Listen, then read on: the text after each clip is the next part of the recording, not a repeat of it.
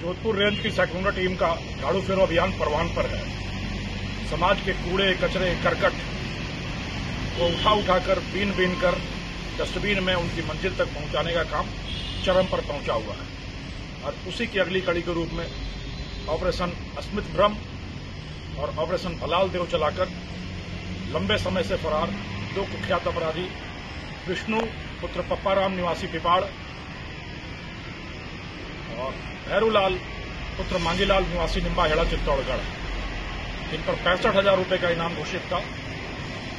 तो लंबी मशक्कत के बाद नाटकीय अंदाज में गिरफ्तार करने में सेक्नो टीम को एक बार फिर बड़ी सफलता मिली है। इनमें से एक अपराधी नशे का रंग जमाकर आदमियों की जान लेने को आमादा था, तो दूसरा रंग जमाने के नशे में आदमी की जान लेकर फरार था। करीब 2 वर्ष पहले एक लोमहर्षक हत्याकांड में विष्णु ने एक व्यक्ति की चाकू घोंपकर हत्या की और 2 वर्षों से फरारी काट रहा था। इसके लिए चलाए गए ऑपरेशन का नाम अस्मित भ्रम इसलिए रखा गया कि यह हमेशा पहचान की दुविधा, पहचान के संशय, पहचान के भ्रम का शिकार रहा। स्टोन क्रशर पे चिराई गांव में मारने किसी और को गया, हत्या किसी और की करके चला आया और फिर अब अपनी पहचान कभी कमठा मजदूर बनकर, कभी विद्यार्थी बनकर, कभी कपड़े के दुकान के सेल्समैन के रूप में जयपुर के जौहरी बाजार में रहकर यह लगातार अपनी पहचान बदलकर गिरफ्तारी से बचा हुआ था। और कहते हैं कि आखिर तुम्हें आना है, चाहे थोड़ी सी देरी होगी, भाग लो जितना भी भागना है, तुम्हारे पांव में बेड़ी होगी। उसी तर्ज पर कहीं न कहीं से सूचना मिली और जौहरी बाजार के कपड़े की दुकान से विष्णु पकड़ा गया।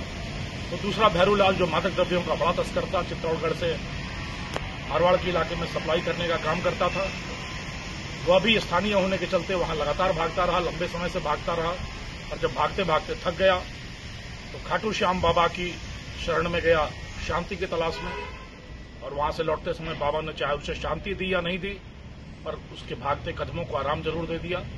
फुलेरा रेलवे स्टेशन के पास ट्रेन का इंतजार करता हुआ यह अपराधी भी सेक्युलर टीम के हत्थे चढ़ गया। इस तरह से इन दोनों अपराधियों की गिरफ्तारी के साथ ही शिकारों की संख्या 122 पर जा पहुंची है। ऑपरेशन अस्मित भ्रम और ऑपरेशन भलाल देव की सफलता के साथ ही एक बड़े सफलता की ओर बढ़ती हुई मारवाड़ की धरती को निर्मल, स्वच्छ और स्वस्थ बनाने की ओर सेक्युलर सेल के कदम सुदृढ़ हुए हैं, सबल हुए हैं। और कहते हैं, इन अपराधियों के लिए हमारा संदेश है कि कहते हैं कि जब पता नहीं चलता कि इन अपराधियों को जमीन खा गई या आसमान निकल गया, तो जो सेक्युलर टीम ढूंढती है तो उनका पता चल गया। तो ऐसे सारे फरार भगोड़े वांछित अपराधी एक के बाद एक करते हुए सेक्युलर टीम के चंगुल में आएंगे।